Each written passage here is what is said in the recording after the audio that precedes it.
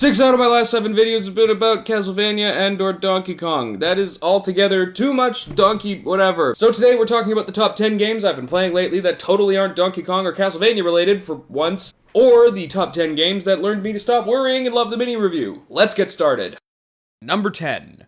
Donkey Kong Country Aw, damn it. Okay, so when a series gets its hooks into me, it's kind of easy for me to get sucked into a feeling of responsibility or obligation or just, you know, that I need to keep playing sequels. But as much as I felt like I was kind of burnt out on Donkey Kong Country, I realized that the outward nature of my burntedness came mostly from trying to find the drive to 100 and whatever % the first 3 Donkey Kong Country games. Thinking that it might be simpler to play a Donkey Kong Country game without worrying about completionism, curiosity got the better of me, so I threw Donkey Kong Country Returns into the old Wii, and hot damn am I ever glad I promised myself I wouldn't care about dem 100%. This game is completionist-tastic, which is a new word I'm inventing right now. Bananas, coins, Kong letters, puzzle pieces. Puzzle pieces? What the hell are the puzzle pieces for? I mean, I guess they don't really need a purpose. The other games had DK coins after all, but there was only 1 of them in a level. Now there are upwards of 9 puzzle pieces in a level. Oh, I feel faint. But seriously, this game is a ton of fun. It's definitely a different flavor of game from the previous Donkey Kong games that I love, but that's not a problem. It feels like another chapter in the history of Donkey Kong games, and I know that it bears the title of Country, but yeah, new developer, new aesthetic, new grand scope level design, new series. And I'm just fine with that. There's also more of an emphasis on the game being out and out challenging, such to the degree that when I told a friend how difficult it was, he asked me if it was harder than Devil May Cry, and I had to say, yeah, it's not an easy question to answer. I will say that while the gameplay is certainly deep in of itself, it doesn't feel very personal. It's the kind of game where something is always happening, and it's also intricately designed, visually stimulating, and fast-moving with tons of perspective changes that it feels really far away in a sense. I don't really see that as a bad thing. This is a great pick-up-and-play title that doesn't demand scads of your time to properly absorb, offering a nice departure from the treatment I usually give games on this channel. This game is a lot of fun, but I don't really see myself doing a full video on it because there isn't much to say other than, hee hee, look at me go! Number 9. Antechamber. The following is a dramatic recreation of my facial expression during the 3 or so hours I spent with Antechamber.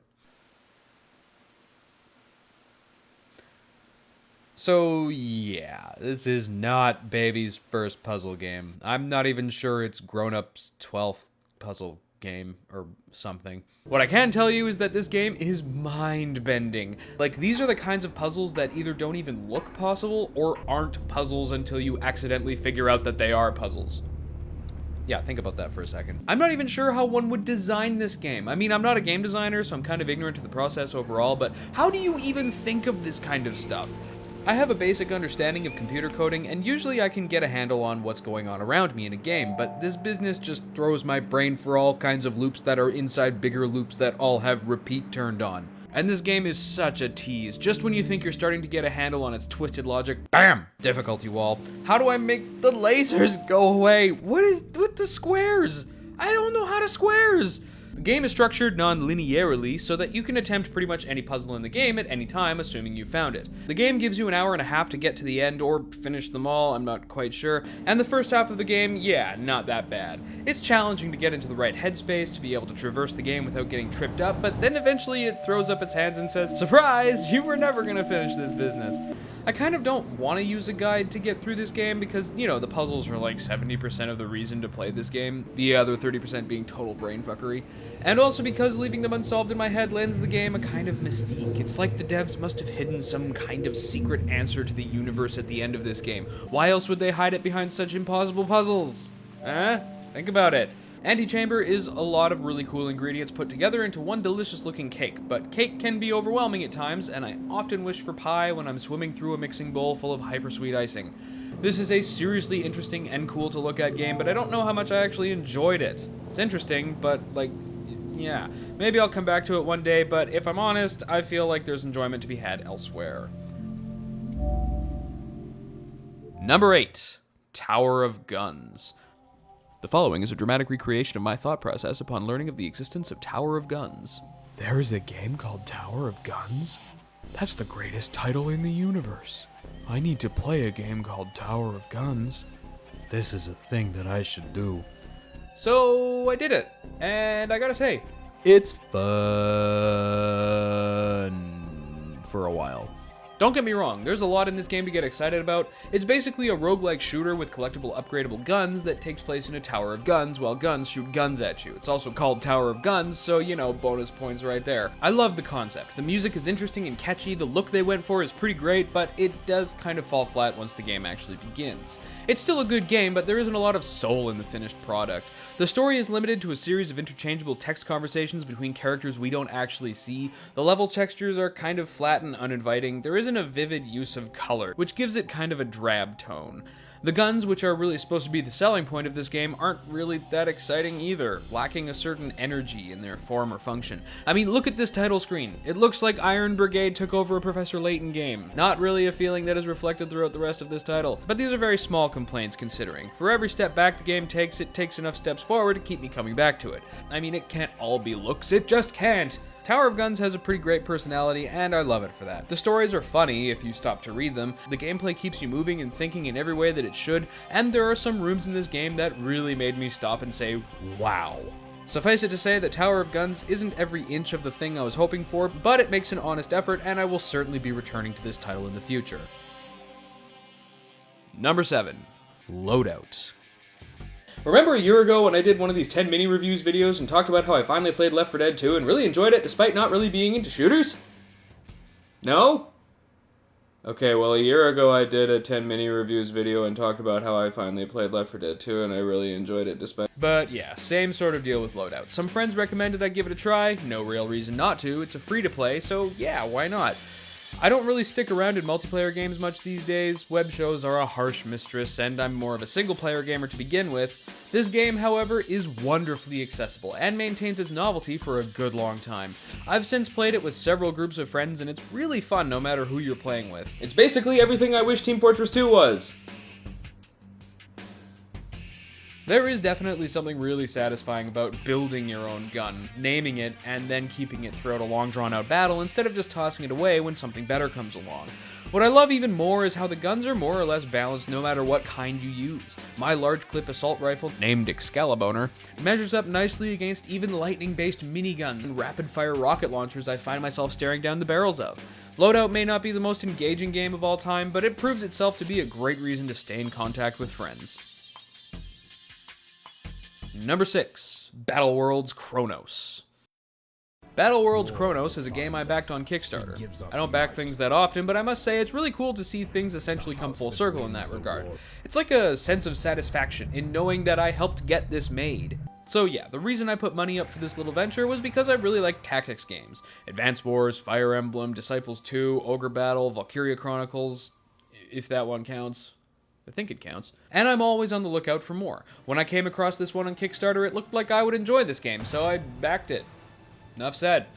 Of all the games on this list, this one was the hardest to write about. I figured I would get a pretty good indication of what the game is like from the first few missions, I would be able to write up a thing, and then play the game periodically as I was producing this video. But Battleworld Chronos proved to be much more involved. The missions are long and complex, and the game doesn't carry you through any of it.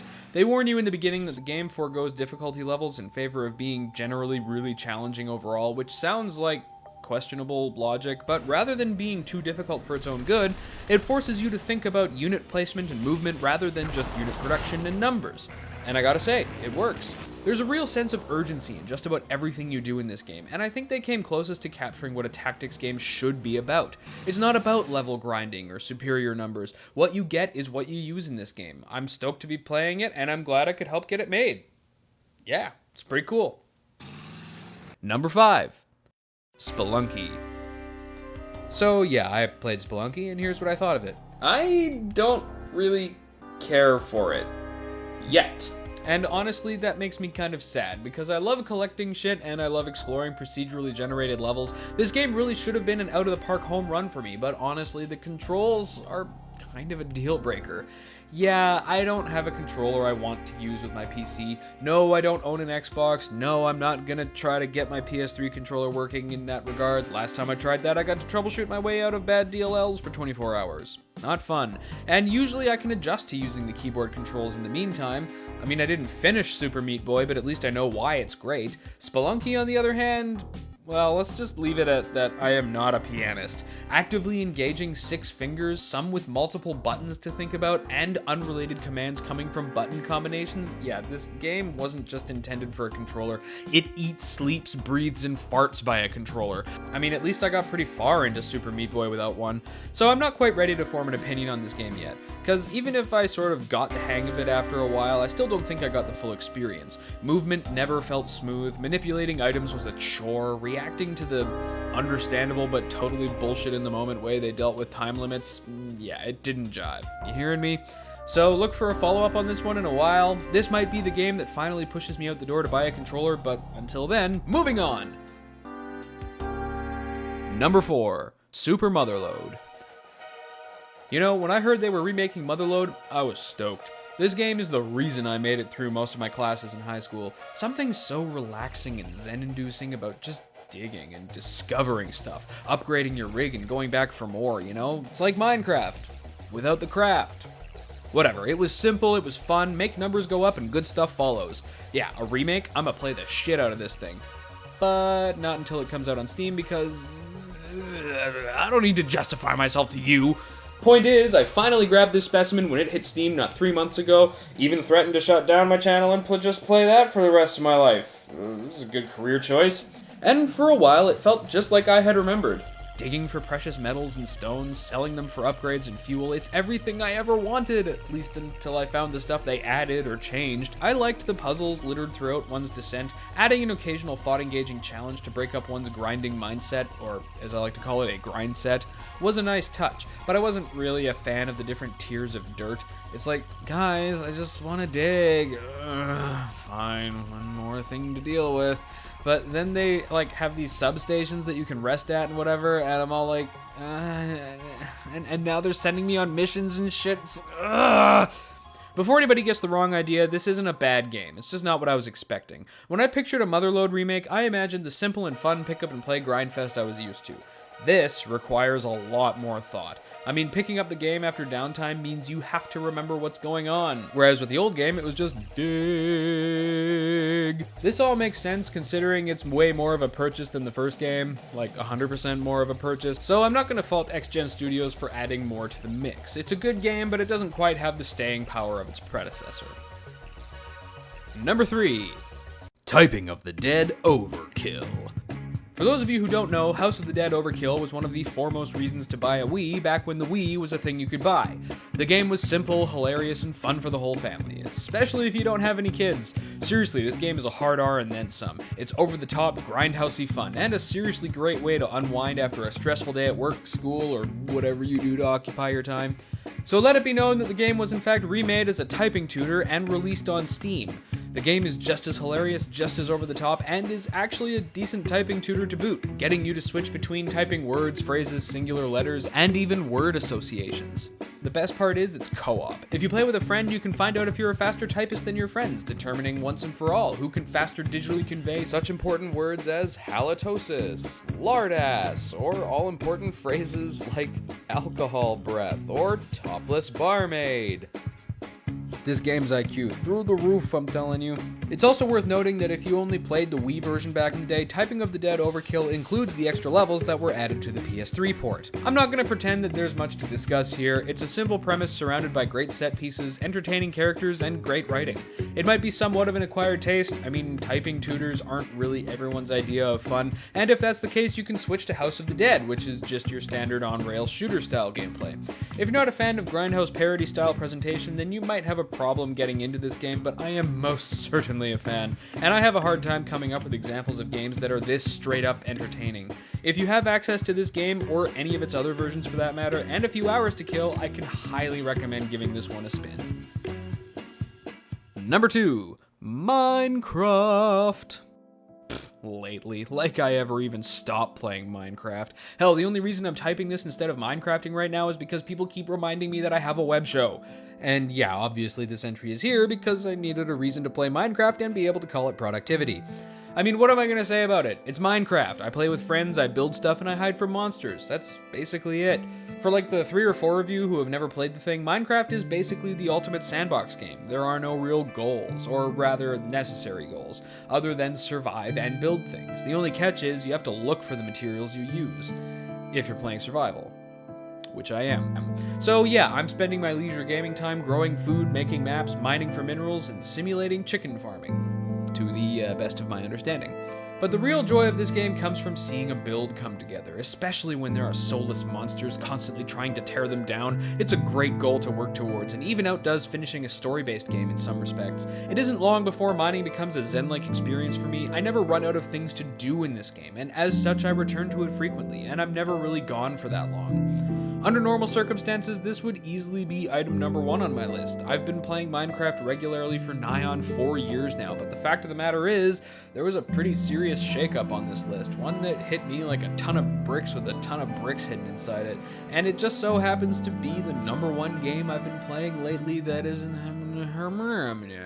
and that game is number 1, Sonic and AllStars Racing Transformed. If you follow me on Twitter, you all knew this was coming, but seriously, where has this game been all my life? Wikipedia says this game's been out for 2 years and I'm only playing it now? This one's even been floating around my circle of friends for a while, and oddly enough, my Steam library. I can't actually remember how it got in there. I finally booted it up and realized the error of my ways though. Seriously, I am loving this game. In 2 days, I logged 15 hours, and that number keeps climbing because I keep putting off working on stuff to play this damn game. And the only reason I stopped playing was because I had to write a script, but then a friend invited me to play again, and well, now you know why this video took me so long. I'm even putting off Minecrafting these days to race Sonics and AllStars. This is notable because I'm not even into racing games, like at all. Confession time, I don't even really like Mario Kart. I only really enjoy it for about a half hour at a time and rarely go back to it on my own, and I find it more frustrating than I think I'm supposed to. F-Zero is like the same problem for the opposite reasons. I'm scared of those games, but Sonic Transformed is the perfect balance of speed and fast twitch reactions with skill balancing random elements. It's everything I hope for in a non-realistic racing game. It's also really interesting for me because I wasn't a Sega kid growing up, never owned any of their consoles, and very few of my friends had them growing up. I have only a passing knowledge of Sonic and his entourage, let alone other Sega games like Skies of Arcadia, Shinobi, Space Channel 5, Alex Kidd. This was all new to me, characters and tracks alike. Everything in this game is presented in such a way that really makes me want to check out the Sega backlog. Not only are they stunningly huge and sweepingly epic, they all have plenty of shortcuts or alternate routes to discover, and the high speeds and knuckle-whitening power slides make it all such a riveting experience every time. Seriously, getting the perfect time trial lines down is way more fun than I could have ever expected. Just running time trials is a good way to make a few hours disappear for me. It's not very often that I drop literally everything I'm doing to play one game continuously anymore. Moderation comes pretty naturally to me in my old age, but I tell ya, I don't know what exactly it is about this game that makes me feel like a kid again, but this game is nothing short of a whole heap of gas punching, gear jamming, wheel screeching, road ripping good times, and I really don't know where that just came from. Yeah. Sonic Racing Transformed. It's really good, and I'm going to keep playing it. So, yeah, those were the 10 games I've been playing lately that aren't whatever I said they were going to be, except for Donkey Kong Country Returns, which I played accidentally or whatever, but I thought it was still a good theme for a video, so I went with it, and because the producers thought I needed to market to the 18 to 24 demo, and then